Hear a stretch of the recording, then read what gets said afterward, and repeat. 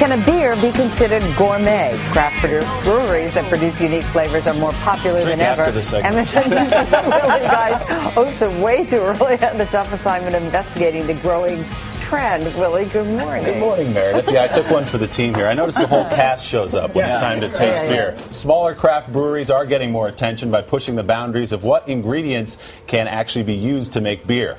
I visited one leading extreme brewer for an inside look at his latest concoctions.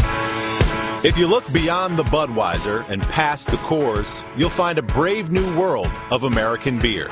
Although still a relative blip on the radar next to the big-name behemoths, sales of more exotic craft beers are booming. Consumers really appreciate the fact that the beer is local. Today, there are more than 1,600 craft breweries across the country. Sam Calagione is one of the leaders of this beer enlightenment. In 1995, he started Dogfish Head with a little help from his friends. I raised about $220,000.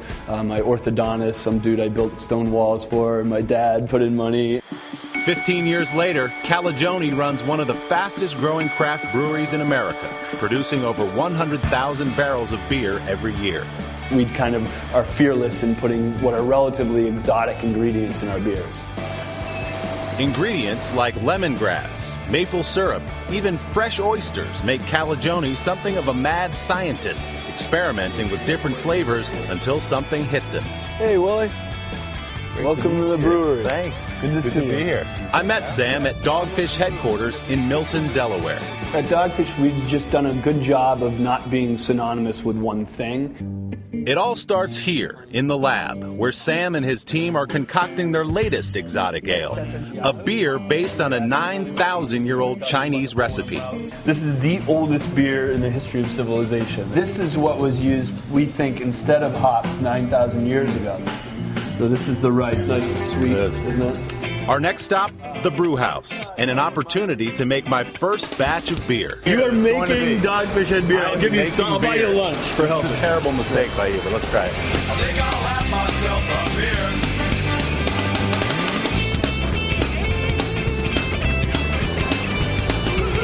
Just made beer. You just made beer. Bam. Well, not quite. Takes almost 4 weeks on average, about a month, to make a beer here from the day it's brewed to the day it's packaged. All this back-breaking work was making me thirsty. If I were really desperate, say the bar's closed and it's 3 a.m., there's nothing left. You can suck on that hose if you want. Yeah, you could do that. For our official beer tasting, Sam took me to his corporate conference room, a treehouse where Dogfish actually holds its meetings. All right, so we're having a treehouse meeting. I guess we should talk about baseball cards and girls at school. Girls have cooties, Willie. What do you think about Wendy?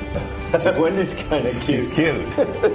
And with that, the beer began to flow. This is our best-selling beer, the 60-minute IPA. This will be the most bitter of the beers that we have. And flow. The nose of this will be a little spicy, maybe some clove notes. You don't taste beer the way you taste wine. You don't take a little sip and spit it out like they do with the wineries. Right. You just take it down the hatch. We take enough pride in our beverage to actually ingest it. Pride. And before long, I was an old pro. Wow. It's more than a beer. Yeah. You know? It's a way of life. Cheers slogan. Sam's a great character. We should point out the Discovery Channel has now been following him for several months for a new series called Brewmasters that premieres in late November, Meredith. All right, well, let's bring in Matt Simpson, the beer sommelier, owns and runs the website, thebeerexpert.com. Let's start tasting. What's up first? Sure. Don't have to well, ask us here's twice. one of the beers that was featured in the package, Chateau Jiahu. It's really kind of cool and herbal with lots of complexity. And when we talk about pairings, this is one that I wouldn't pair with anything, to tell you the truth, because it's really kind of malt forward and herbal by itself. So I would just taste it by itself. And we should point out this is a 9,000-year-old recipe, the oldest fermented drink recipe known to me. The most flavorful beer I've ever had. Yes. Very flavorful. That's good. And next, we've got Hennepin, which is brewed up by Brewery Omegang in upstate New York. This is one of the it's a farmhouse ale. It is golden. It's got a nice white fluffy head. And so does that. Give me another 5 years.